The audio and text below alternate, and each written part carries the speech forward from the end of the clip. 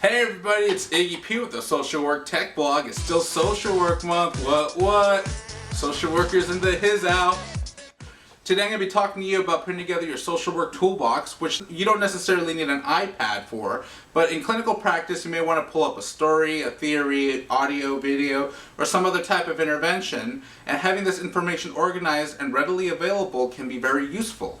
This is how I do it, and this is how you can too. If you've gotten this far in the article, you can see some of the uses that I have. I use an application called GoodReader, and so there are some folders that I've constructed. For example, in this folder is my diagnosing folder, which I basically have my DSM for. This folder has resources I've developed, NASW, Code of Ethics, articles about ethical issues are in the ethics folder. In the theory folder, I have one theory that I've only referenced, which is stages of change, and I've used this to work with my supervisor to see where a client is at, and I've used this maybe once or twice in session when a client has told me that they feel like they're stagnating. So that gives a little bit of context as to the work that I do. This folder is where I'm going to be talking about specifically, this intervention folder, which I have various different issues that I've covered. Some are more sparse than others. For example, I don't have that many interventions about LGBTQIQ.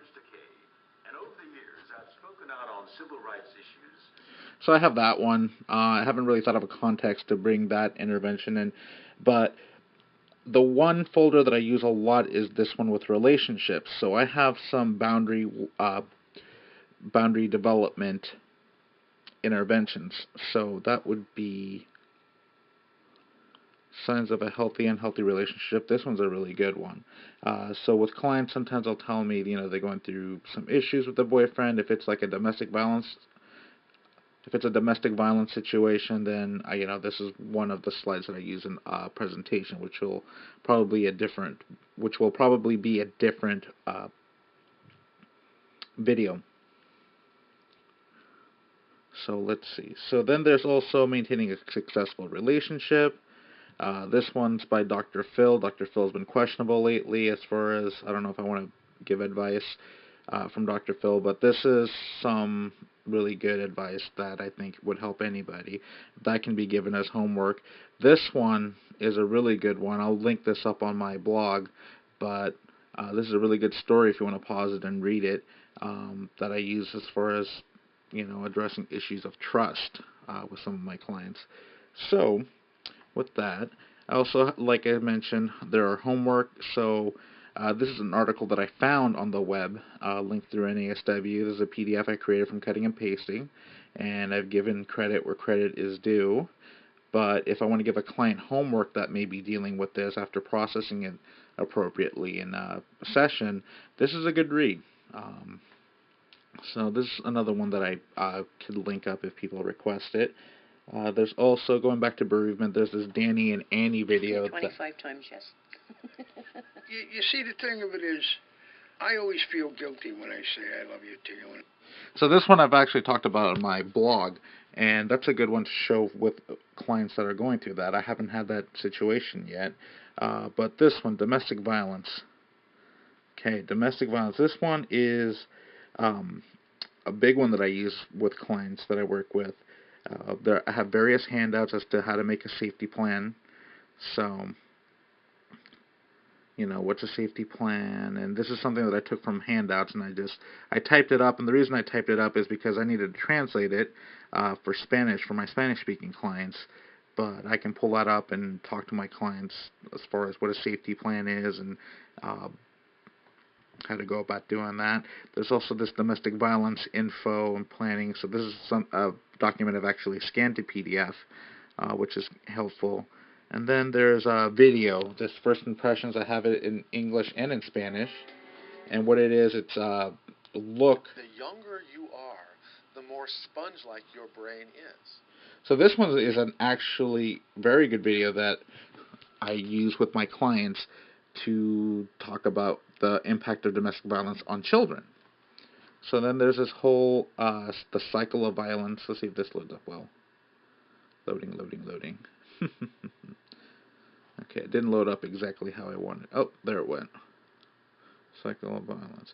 So this is the Spanish version, but you'll see what it looks like. This is something that I use with my clients to talk about, this is, what does tension look like? What does an explosion look like? What's the honeymoon look like? And help them understand the cycle of violence. So, I can access all these interventions really quick on my iPad.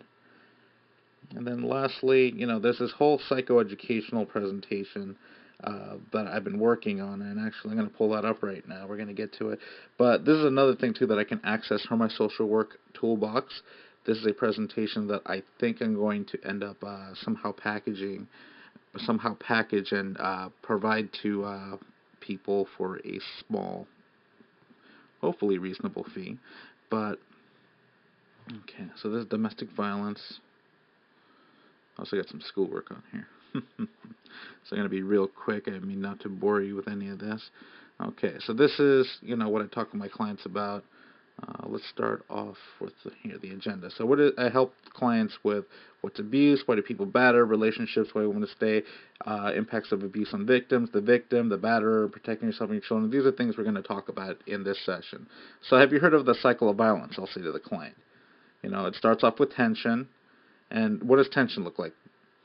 And then it goes, okay, what does an explosion look like? Is it screaming? Is it yelling? Is it hitting? It's, and I, of course, I do it in a much more safer way than what I'm explaining right now. Okay, what's a honeymoon look like? Does it sound like this? Does it look like this? Okay, and then honeymoon, what usually happens after the honeymoon? It goes back to tension, and then, the cycle repeats over and over again, so on and so forth.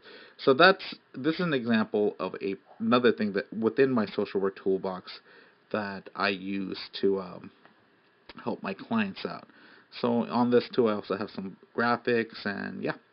So I hope that this has been helpful. I hope you can see some of the interventions that I have in my social work toolbox, and why this would be a very important thing to have if you have an iPad. So yeah, thank you very much, and have a good one.